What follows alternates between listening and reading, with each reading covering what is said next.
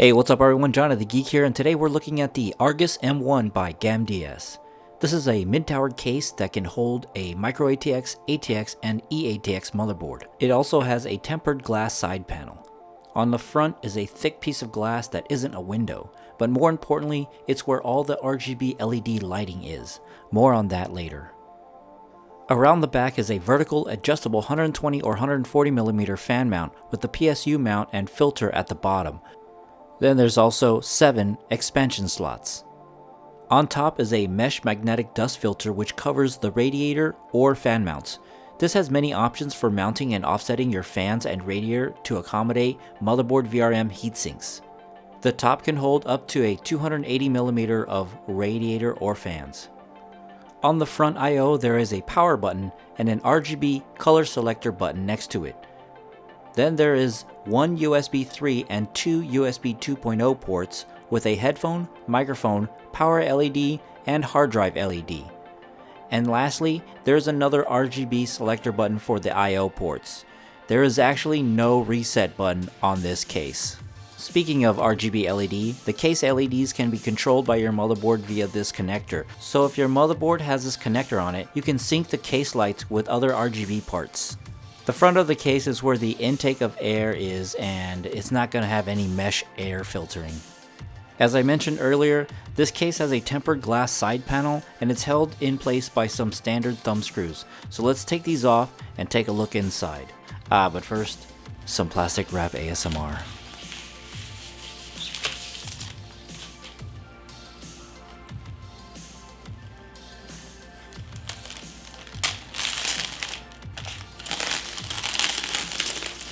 The back panel is held in by standard thumb screws. Taking a look at the front is a metal grill that can hold up to a 360mm radiator. There are mounting holes for two 2.5-inch SSDs with plenty of grommets all around for cables. There's also room for two 120mm fans on top of the PSU shroud, which houses the drive cage for two 3.5-inch hard drives. Oh, and the drive cage is removable. So building in this case was an absolute breeze. Having so much room made it really easy to route cables everywhere. My only problem was the power supply I was using. So if you have a choice, get a modular or semi-modular power supply because with the optional drive cage and radiator support at the front, it leaves little room to tuck unused PSU cables. I suggest that Gamdias should allow the drive cage to slide over to the front if the 360 rad isn't going to be used. I also ran out of motherboard standoffs for my ATX size motherboard. I needed 9 standoffs and the case only comes with 8. I have plenty of them lying around so it wasn't a big deal for me, but what if somebody put an actual eATX motherboard in here? There would need to be an additional 3 standoffs. I do plan on dropping a 280mm liquid AIO in here, so there will be a follow-up on my social media. Closing up the back panel was easy with no cables bulging out of the side. If you want to know what you can fit in here, the CPU cooler height limit is 168mm, the GPU limit is 350mm, and the PSU limit is 180mm.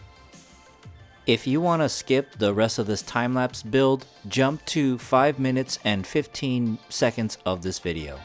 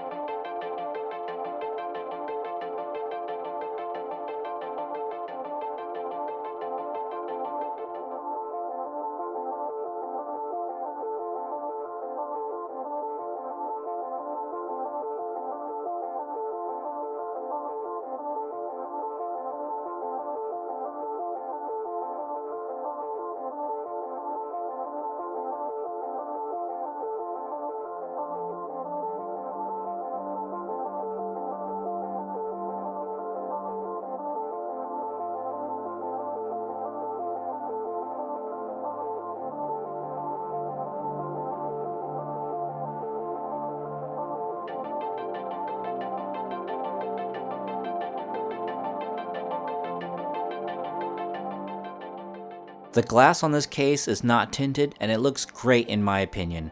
Of course, you're going to get fingerprints on the glass, which is why they included a cleaning cloth with it.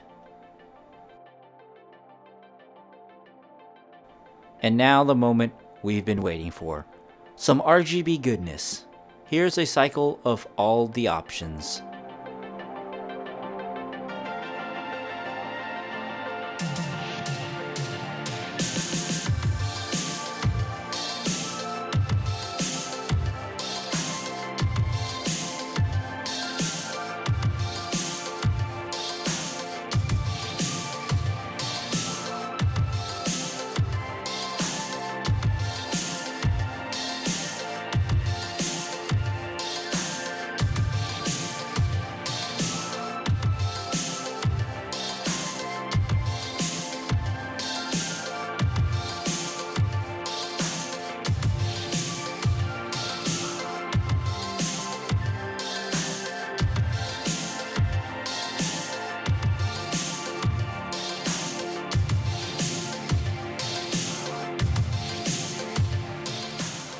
This concludes the review of the Argus M1 by Gamdias.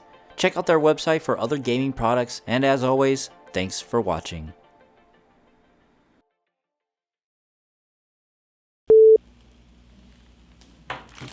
Oh.